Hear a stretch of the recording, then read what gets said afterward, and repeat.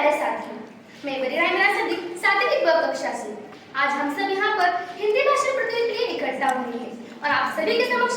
मुझे मैं सैनिक बोल रहा हूँ इस विषय पर बोलने का मौका दिया है, इसलिए मैं आप सभी का तहे दिल से शुक्रिया अदा करना चाहती हूँ। सबसे पहले आप सभी को हिंदी भाषा प्रतियोगिता के लिए हार्दिक शुभकामनाएं। महोदय, दर्द हद से तब गुजरने लगता है जब मेरी आंखों के सामने ताज, पुलवामा, छत्तीसगढ़ में शहीद हुए जवानों के शत विशत अजली शरीरों के टुकड़े, रेत के टीलों से ऊपर जलती हुई लाशों के ढेर और कश्मीर में खून से सनी लाल रंग की सड़कों के दृश्य मेरे सामने आते हैं।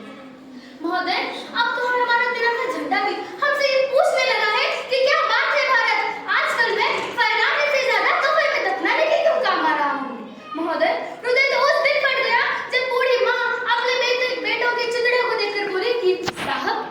आप तो भर्ती में एक इंच भी कम नहीं हुए, मैं आधा शरीर कैसे ले लूं। महोदय, आज मानवाधिकारों के कारण उन आतंकवादियों के बंगलों की आगाओं की नापुरी हस्ती है और आज हमारे जवान शहीद हुए जवानों के आंगन की तुलसी रोती है और एक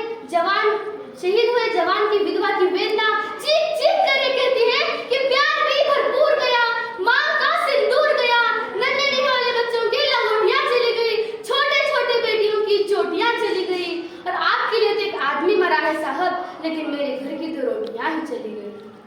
महोदय, किसी भी युद्ध करने से पहले पहल करना सबसे आवश्यक है, क्योंकि इतिहास गवाह है पहल करने से बड़े बड़े युद्धों के परिणाम बदल दिए गए हैं और आज इन मानवाधिकारों के कारण हमारे देश के जवान इस कदर बंधे हुए हैं कि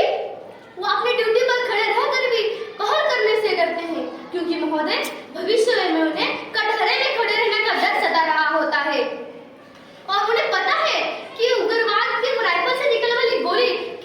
कि उसे तय करना पड़े या ना पड़े, क्यों किसे लगेगी, परंतु हमारे राइफल से निकलने वाली हर एक गोली को ये निर्णय लेना पड़ता है कि वो चाहे किसी दोषी को लगे या ना लगे, परंतु किसी निर्दोष को नहीं लगनी चाहिए। महोदय, अगर ऐसा हुआ तो ना ये समाज हमें छोड़ेगा, ना ही किल का तार पकड़ने वाली मीडिया हमें छोड़ेगी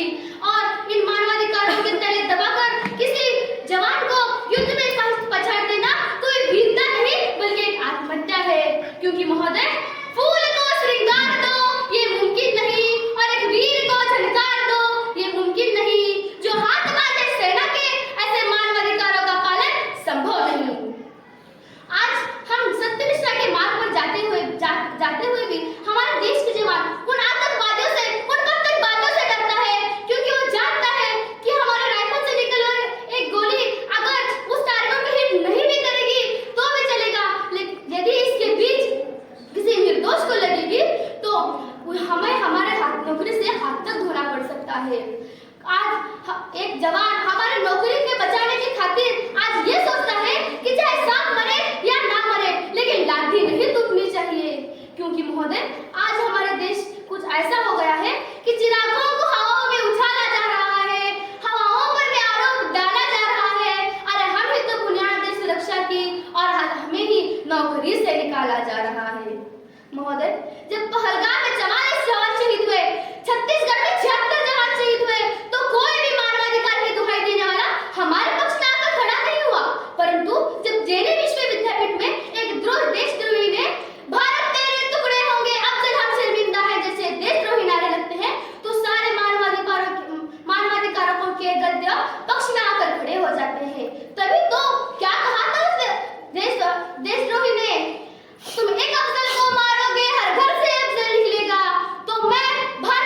इस भारत माता की बेटी, इस भारतीय जनता की तरफ से आज ऐलान करती हूँ, हर घर में घुसकर मारेंगे जिस घर से अफजल निकलेगा, वो कोख नहीं पलने देंगे जिस कोख से अफजल निकलेगा। उठो देश के वीर जवानों, तुम सिंह बन के दहाड़ना और एक तिरंगा उसका नहीं याद के सीने में गाड़ना, एक तिरंगा उसका नहीं याद के सीने में गाड़ना। महोदय, अब मैं अपनी वाणी को अंत की ओर ले जाते हुए बस इतना ही कहना चाहती हूँ, ना हो आजादी की शान न होने देंगे, आजादी की शान न होने देंगे, शहीदों के बलिदान की बदनाम न होने देंगे, जब तक लहू है हम इस शरीर में तब तक हमारे देश का आंचल नीलाम न होने देंगे, नीलाम न होने देंगे। जय हिंद।